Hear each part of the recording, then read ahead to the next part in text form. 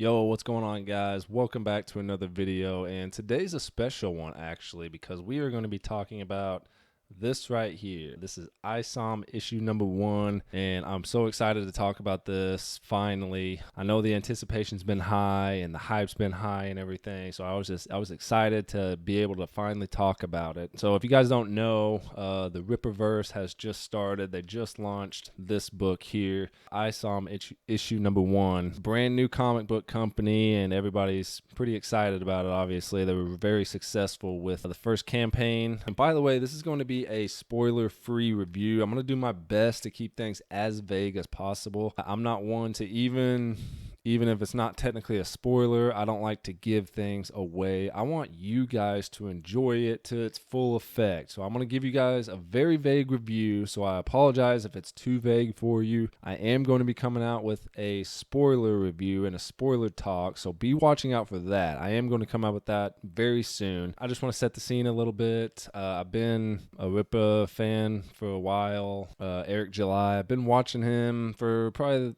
solid last couple years. So I have been a pretty big fan of his for a while, but I wanted to let you guys know that, yes, of course, I'm excited about this new avenue and the fact that we got something fresh and we can just start from the ground and I can get invested into this world and all that. I'm very excited about that, but at the same time, I wanted to make it clear that just because I've been watching him over the last few years and all that, I'm going to do my best to not be biased, and I do that with all of my videos. But this in particular, I wanted to let you guys know that if it's good, I'm gonna let you know. If it's not good, I'm gonna let you know as well. I'm probably not gonna be as harsh on it as some other things, but I am going to just try to be right down the middle and just view it as a customer that's wanting a good story and wanting a good story to be told. So I wanted to make sure and let you guys know, even though I've been a fan of him for a while, I'm not going to let that get in the way of my reviews of these books and future books. I'm going to be honest with you guys, I haven't been a big comic book guy. I never really got into them. I always liked the idea, but I never fully made that push to read some of these comic books, some of these popular comic books, and get into Marvel and DC and all that stuff. I've always thought about it. I just never really did it. But that's another reason why I was so excited about this, is because I was able to get into a world that was from the start. You know, I can get in it from the start. I can get hyped. I can get excited about the next one's coming out and all that stuff. So that's another reason why I was really excited about what Eric July was doing with making this comic book company. Even though I haven't been a big comic book guy, so I'm not going to speak on things very confidently because of that, but at the same time, I'm more of a movie guy, so I've always been movies ever since I was little. So as far as like storytelling and everything like that, I want you guys to know that I at least have that going for me, storytelling elements and all that. More from movies and all that stuff. And all this is subjective, by the way. It's not this is good and this is bad. It's all about what you like and what you didn't like about things and how you didn't like this interpretation and all that stuff. So, but I just wanted to let you guys know of that, and that way you guys kind of have an idea of where I'm coming from. So now that that's out of the way, let's go ahead and talk about this book, ISOM number 1. First of all, I just want to talk about the cover really quick. I'm very happy with cover A that I was able to get. These sold out pretty quick, so if you were able to get one of these, then that is good news for you, because these are just awesome. Like, I love this cover right here. I think this is by far the better cover out of all the 3. The other ones are good, but I just thought artistically this one just had a much better tone, a much better detail and artistic vibe and all that. So I was very happy with this. So the art and everything is really, really good. Love the art in it. That was one of the first things. I just knew from that cover, I knew the art was going to be really good in it. So the basic plot of this is somebody that Avery knows. Well, it's actually his sister that gets a hold of Avery, which is ISOM, right? She gets a hold of Avery. She talks him into looking for this person that she knows that's gone missing. It's really the person that she knows is daughter. And so she's gone missing, and Avery doesn't want to do it, but he eventually does it. And his sister has an idea of who could be behind it, and that person and Avery kind of go back. So I think that's why she wanted him to do something with it. That, and he's a super being, right? So she knows he can actually do something about it. So Avery didn't want to, but he does. So he goes on to look for her and goes and basically just roughs people up, So that's the main plot of this. So even though it's very basic, I enjoyed that element of it. I enjoyed how basic it was. It could have been very easy for him for this first issue to just go like crazy with it, and the plot is like Avery has to do this, or society dies, or X amount of people dies, and he's got to save the world. Basically, they could have went crazy with it, but they kept it on a very low level, and I really appreciated that. I liked how like low the stakes were and everything on this. So while he's going there, he meets up with basically everybody that you probably heard of if you did watch that trailer. He bumps into Yaira, which is somebody that's clearly been at Earth before, but doesn't seem like she's from here. Seems like she's kind of an alien type. Very, very briefly, by the way. So basically, Avery's personality is he doesn't take no crap from anyone. Whenever he talks to people, he wants answers, and if he doesn't get them, he's going to go in a different way to get these answers. No, the action in this, by the way, I thought it was so well done.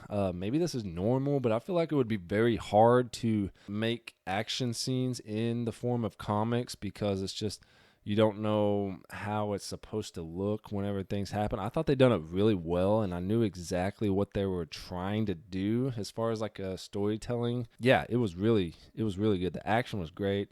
I thought the dialogue was really good. Character development was huge. I loved how it wasn't all like too fantastical. I think I said that earlier, but some of this, just like the sit down scenes and some of the talking back and forth, there's a way you can do that to make things interesting, and I liked how they done that. The scenes with the accepts were really cool. I thought like I said, I thought the action was really good. And by the way, we just briefly see these people too, which I liked as well. Whenever I was seeing the trailer for it, and I seen that there was Yaira in it, I seen the Alpha Core was in it, and then this other guy, I didn't know who it was. I was just like, man, it seems like they're trying to throw everything at us all at once. That was kind of my initial thoughts, but that's not really how it is. They have basically nothing to do with the plot at all, which I liked. I love the character of ISOM. He's more of a wants to keep to himself type person. Doesn't really want anything to do with the superhero stuff. He doesn't like to be called a hero and that stuff. I love that character element. There is one thing I wasn't crazy about as far as what ISOM does, and I know it more so, like I said, I'm gonna keep this vague, so I'm not gonna get too detailed here, but it seemed like it was more so just personal than anything, which I get it, but at the same time, we don't really know exactly what it is. So I feel like some of that stuff is going to come in a later issue. But to me, some of the motivation in it for him, seeing where he's at in his head with his business, with him not wanting to be a hero and all this stuff, it seemed like the motivation was off. So that is one like negative, I guess, if you want to chalk down. That could be a little nitpicky there, but that's one thing I would say that I just wasn't completely buying into, I guess. So, but like I said, maybe we'll find out more about that in a later issue. Also, another thing that happens that I want to touch on really quick is that there's a part in it where I thought that it ended, which I thought would have been really cool if we would have ended it there.